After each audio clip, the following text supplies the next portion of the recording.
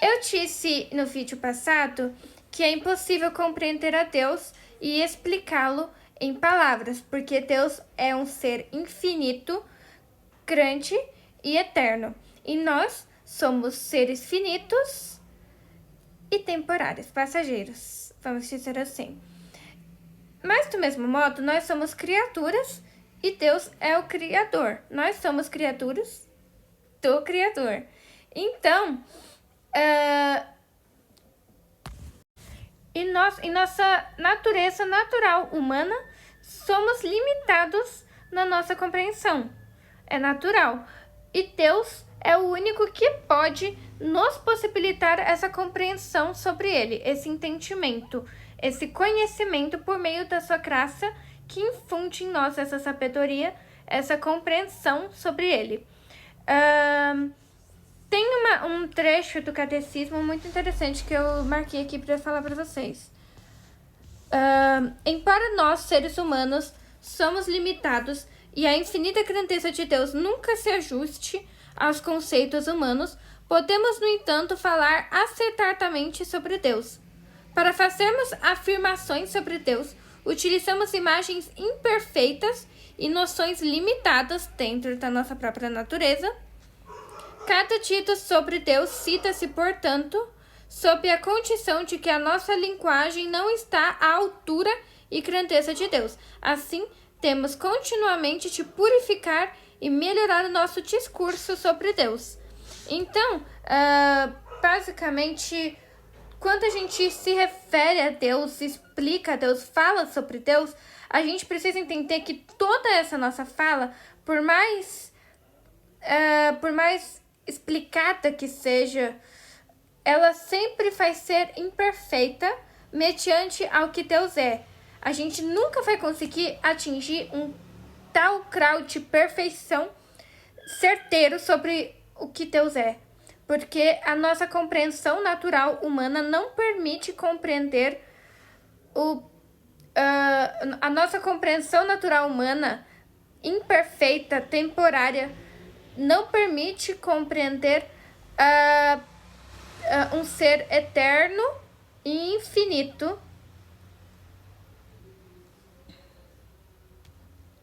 Então, o que cabe a nós é sempre buscar aperfeiçoar e purificar e melhorar o nosso discurso.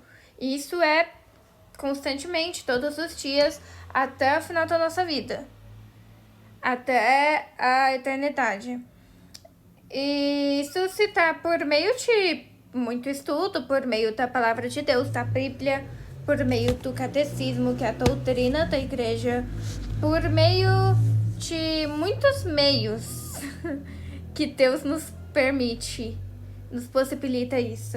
Porque quando eu digo que Deus é o único que pode nos possibilitar essa compreensão e sabedoria sobre Ele, é verdade. E como ele faz isso diretamente? Pode ser também. Mas pode ser também muito comum por meio de instrumentos.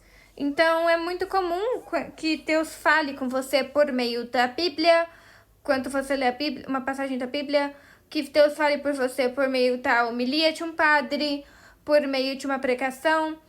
Ele usa instrumentos para te tocar.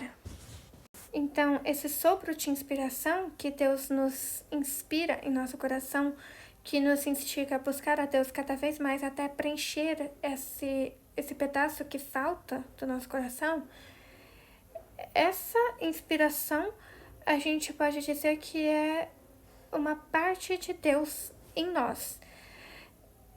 E é a voz da nossa consciência, é como se fosse essa voz que vem do coração.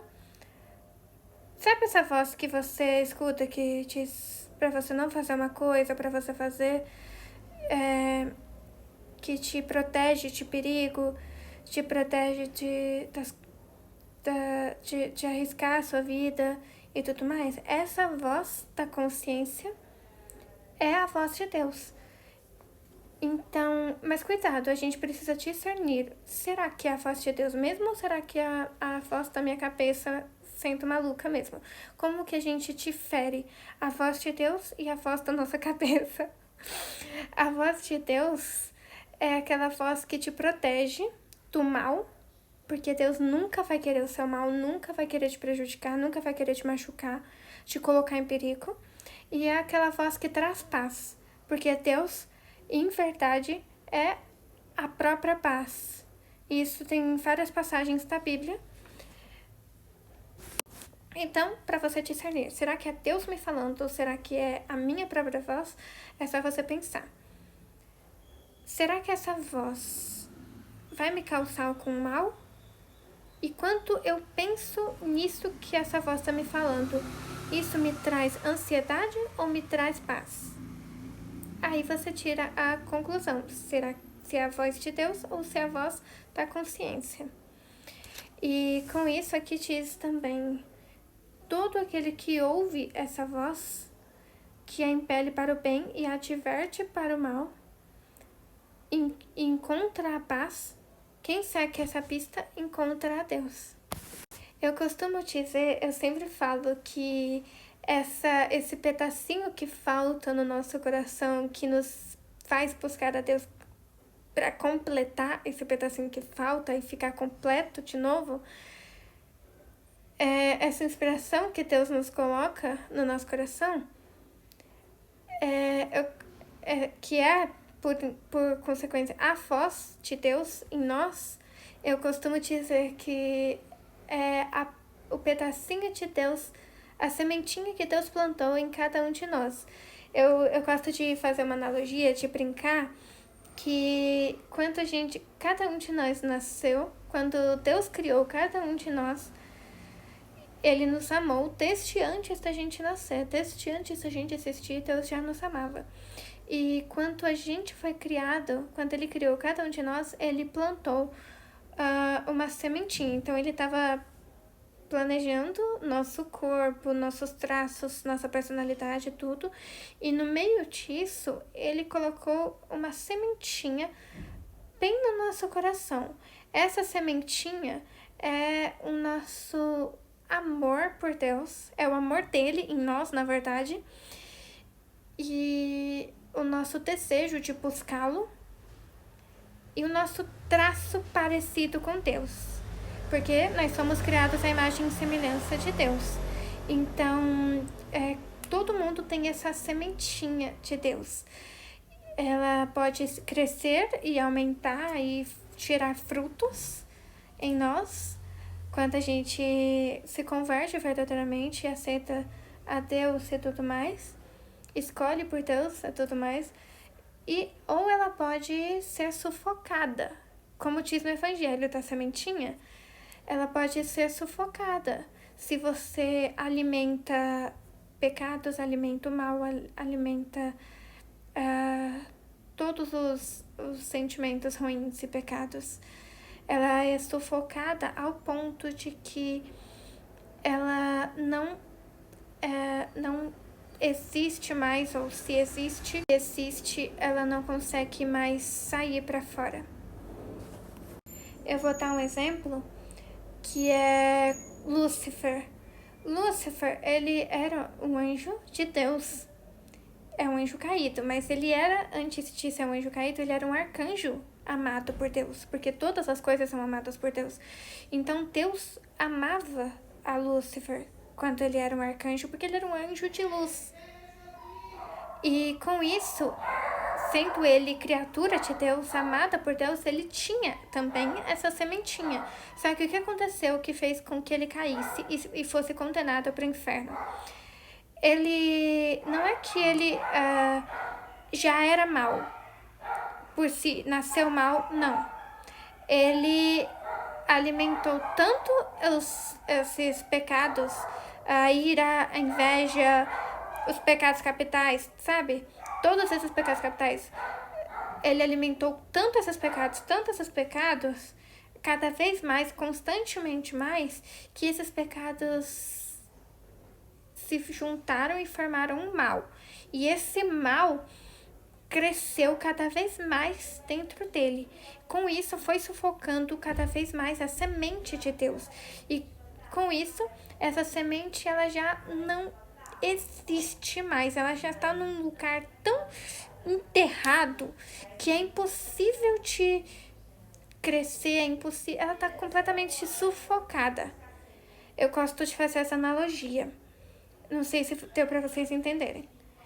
Eu gosto. Então, é só um exemplo, mas é como se a gente fosse assim, entendeu? Cada um tem essa sementinha que pode gerar frutos ou pode sufocar, como aconteceu com Lúcifer. E com isso, cabe a você escolher por Deus ou rejeitá-lo. E aí você pode me perguntar, mas se você disse que dá pra encontrar Deus pela razão, então por que tem gente que não acredita em Deus?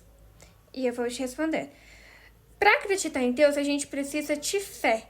Mas antes disso, a gente precisa de uma escolha. E essa escolha é iniciada primeiramente pelo livre-arbítrio. Quando Deus nos criou, Ele implantou em nós, além desse desejo de buscá-lo, o livre-arbítrio. E aí que entra a escolha. O livre-arbítrio é você ter a liberdade de escolher o que você qual caminho você deseja seguir, o que você deseja fazer. Se você quer seguir por esse caminho de Deus, escolher por Ele e ser salvo, ou você quer viver pro mundo, pro pecado e não ser salvo no final. Deus deixa isso muito bem claro. E isso não necessariamente é uma anulação do livre-arbítrio, como eu vejo muita gente falando. Mas se Deus deu livre-arbítrio pra gente, qualquer caminho é certo, eu posso escolher qualquer um. Não é bem assim. Existe um caminho certo e um caminho errado. Se você tem a total liberdade de escolher qual caminho você desejar, mas cada caminho tem as suas consequências. Vamos pensar no livre-arbítrio, que é uma forma muito difícil, um tema muito complexo de falar. Então eu vou dar um exemplo, uma analogia, vamos dizer assim. Vamos pensar no livre-arbítrio como se fosse, como se você estivesse em uma montanha. E aí você tem 2 caminhos para sair dessa montanha. Tá aqui, tem um caminho que é bem comprido, uma estrada segura que leva até uma cidade.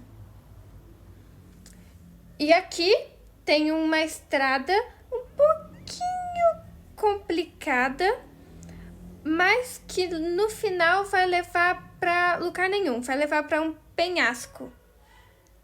Então você tem total direito, você olha e você fala assim, eu posso escolher qualquer um desses caminhos. Deus deu essa liberdade para você escolher qualquer um desses caminhos. Só que cada um deles tem uma consequência e tem um final. Como qualquer coisa na vida, existe uma consequência e um final. Então, percebe que não há uma anulação do livre-arbítrio, somente consequência das suas escolhas? Mediante a isso, para descobrir um Deus tão grande e invisível, é um grande desafio para nós como meros humanos. E então muita gente não quer descobrir a Deus por medo ou porque quer curtir certos prazeres momentâneos